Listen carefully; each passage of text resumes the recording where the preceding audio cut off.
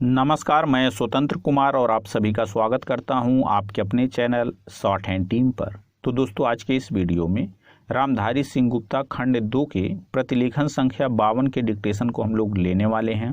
इसे हम दो अलग अलग स्पीड में लेंगे। पहली बार में 90 की स्पीड में, तो दूसरी और आखिरी बार में इसी डिक्टेशन को हम लोग 100 की स्पीड में लेने वाले हैं। लेकिन अगर आपको ये नहीं पता है कि इसे संकेत लिपि में किस प्रकार से लिखा जा सकता है, यानी इस प्रतिलेखन के प्रत्येक शब्द की आउटलाइन क्या होगी, तो आप हमारे शॉर्ट हैंड टीम ऐप को डाउनलोड कर सकते हैं।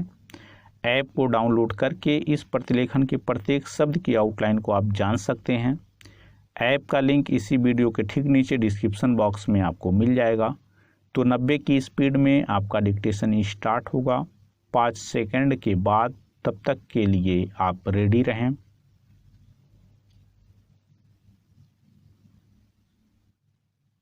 स्टार्ट। महोदय, स्वतंत्रता प्राप्ति के बाद के सभी दशकों में सरकार ने गरीबी से जूझने की चेष्टा की है। इस समस्या पर अब तक काबू न पा सकने का एक महत्वपूर्ण कारण यह है कि हम वृद्धि और प्रगति की उस दर को प्राप्त नहीं कर सकें जो पर्याप्त ऊंची हो। इस वृद्धि और प्रगति के जो लाभ पहुंचे हैं, उनसे समस्या हल नहीं हुई। इन सुधारों का उद्देश्य यह है कि हमारी वृद्धि की दर की रफ्तार त्वरित हो जाए। परंतु चूंकि वृद्धि के लाभ पहुंचने में काफ़ी समय लगता है, इसलिए मैंने यह फैसला किया कि केवल गांव के स्तर पर अलग से साधनों का एक पार्श्व टीका लगाया जाए, ताकि पहले के मुकाबले गांवों के गरीब लोगों के लिए रोजगार पैदा करने तथा उनकी शिक्षा, स्वास्थ्य और अन्य सामाजिक समस्याओं पर कहीं अधिक ध्यान दिया जा सके।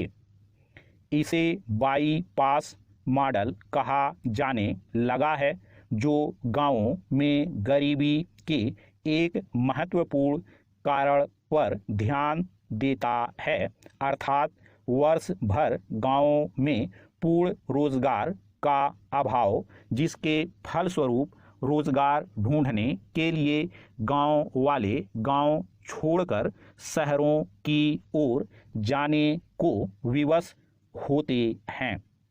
पैरा। विश्व भर में आम तौर पर सुधारों के साथ मुद्रास्फीति आती है। उसकी कठिनाइयों को पूरी तरह मिटाने की बात तो नहीं हो सकती, परंतु उन्हें कम करने के लिए मैंने नए सिरे से मजबूत बनाई गई सार्वजनिक वितरण प्रणाली को लागू किया है, जिसके अंतर्गत गरीब लोगों को अनाज विशेष रियायती दरों पर दिया जाएगा। मुसीबत में पड़े कारखानों के मजदूरों की सुरक्षा के लिए राष्ट्रीय नवीकरण कोष शुरू किया गया है। मुद्रास्फीति को न्यूनतम करने का कोई भी प्रयास छोड़ा नहीं गया। मैं यह चर्चा आपको इस बात की जानकारी देने के लिए नहीं कर रहा कि हमने क्या किया है, बल्कि इस बात पर जोर देने के लिए कर रहा हूं कि हमने आंख मूंद कर ये सुधार नहीं किए, बल्कि इस बात पर अच्छी तरह विचार करने के बाद किए हैं कि क्या कठिनाइयां सामने आ सकती हैं, और इस दिशा में समझते बूझते हुए प्रयास किए हैं कि उन कठिनाइयों को किस तरह कम किया जा सकता है। ताकि इन सुधारों का लाभ समाज के सभी वर्गों तक पहुंच सके। पैरा, अंततः इन सुधारों की कसौटी यह होगी कि ये लाभ सभी तरफ पहुँचे हैं या नहीं।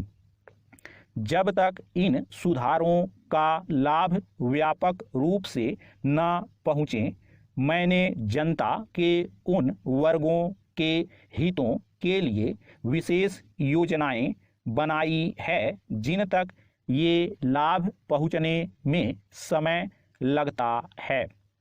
मेरे लिए वृद्धि की दर के आंकड़ों का कोई मतलब नहीं। मैंने तो शुरू से मानव हितों पर ध्यान दिया है और इसी दिशा में हमने अपने प्रयास आगे बढ़ाए हैं। आज जरूरत इस बात की है कि हम बड़ी सावधानी पूर्वक यह देखें कि समय समय पर हमारे सामने क्या बाधाएं आ सकती हैं और उनको तत्काल और प्रभावकारी ढंग से दूर करें। स्टॉप। दोस्तों, इसी डिक्टेशन को दूसरी बार में हम लोग 100 की स्पीड में लेंगे और आपका समय स्टार्ट होगा 5 सेकंड के बाद। तब तक के लिए आप रेडी रहें।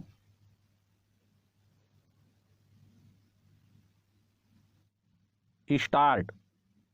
महोदय, स्वतंत्रता प्राप्ति के बाद के सभी दशकों में सरकार ने गरीबी से जूझने की चेष्टा की है। इस समस्या पर अब तक काबू न पा सकने का एक महत्वपूर्ण कारण यह है कि हम वृद्धि और प्रगति की उस दर को प्राप्त नहीं कर सकें जो पर्याप्त ऊंची हो। इस वृद्धि और प्रगति के जो लाभ पहुँचे हैं उनसे समस्या हल नहीं हुई।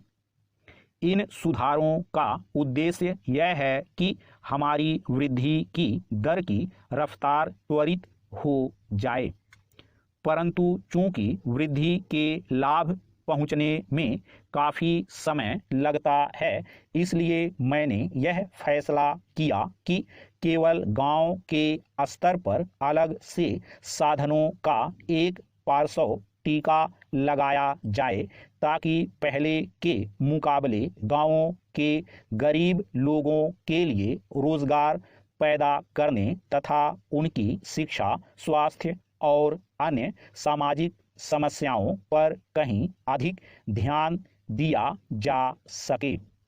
इसे बाईपास मॉडल कहा जाने लगा है, जो गांवों में गरीबी के एक महत्वपूर्ण कारण पर ध्यान देता है, अर्थात वर्ष भर गांवों में पूर्ण रोजगार का अभाव, जिसके फलस्वरूप रोजगार ढूंढने के लिए गांव वाले गांव छोड़कर शहरों की ओर जाने को विवश होते हैं। पैरा, विश्व भर में आम तौर पर सुधारों के साथ मुद्रास्फीति आती है। उसकी कठिनाइयों को पूरी तरह मिटाने की बात तो नहीं हो सकती, परंतु उन्हें कम करने के लिए मैंने नए सिरे से मजबूत बनाई गई सार्वजनिक वितरण प्रणाली को लागू किया है, जिसके अंतर्गत गरीब लोगों को अनाज विशेष रियायती दरों पर दिया जाएगा।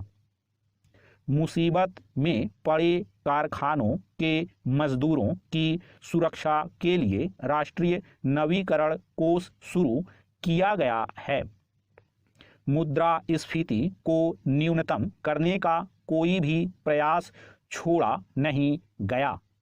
मैं यह चर्चा आपको इस बात की जानकारी देने के लिए नहीं कर रहा कि हमने क्या किया है, बल्कि इस बात पर जोर देने के लिए कर रहा हूं कि हमने आंख मूंद कर ये सुधार नहीं किए, बल्कि इस बात पर अच्छी तरह विचार करने के बाद किए हैं कि क्या कठिनाइयाँ सामने आ सकती हैं और इस दिशा में समझते बूझते हुए प्रयास किए हैं कि उन कठिनाइयों को किस तरह कम किया जा सकता है ताकि इन सुधारों का लाभ समाज के सभी वर्गों तक पहुंच सके।